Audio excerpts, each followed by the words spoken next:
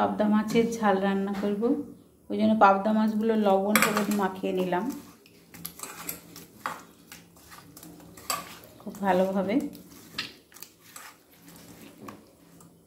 কড়াইতে তেল বসিয়েছি, মাছগুলো দিয়ে দেব।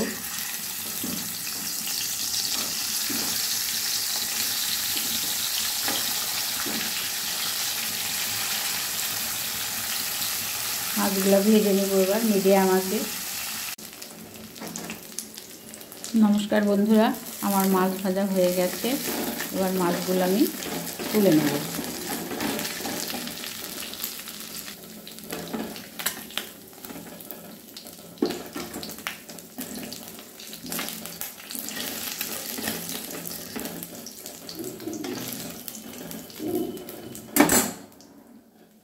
এবার এই তেলেই, মাছ ভাজার তেলেই আমি একটু গ্রেট করা আদা দেব।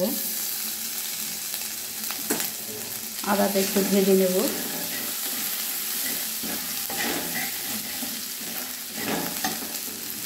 একটা তেজপাতা, দুটো শুকনো লঙ্কা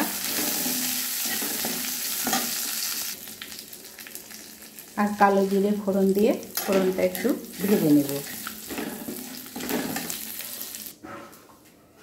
গুঁড়ো মশলা আছে জিরে গুঁড়ো, ধনে গুঁড়ো, কাশ্মীর লঙ্কার গুঁড়ো আর রঙের জন্য হলুদ গুঁড়ো। এগুলো আমি জল দিয়ে মশলাটা বানিয়ে নেব।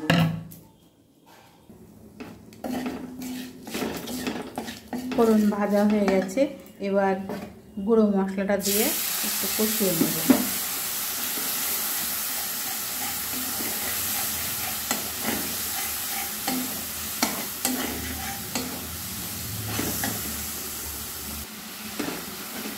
মশলাটা কষানো হয়ে গিয়েছে, মশলা থেকে তেল ছেড়ে দিয়েছে। এবার আমি ঝোলের জন্য পরিমাণ মতো একটু জল দিয়ে দিলাম।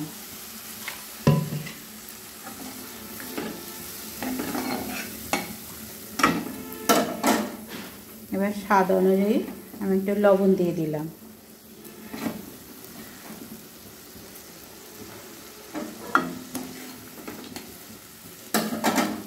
এবার ঝোলটা ফুটে গেলে মাছগুলো দিয়ে দেব। ঝোল ফুটে গেছে, এবার মাছগুলো দিয়ে দিলাম।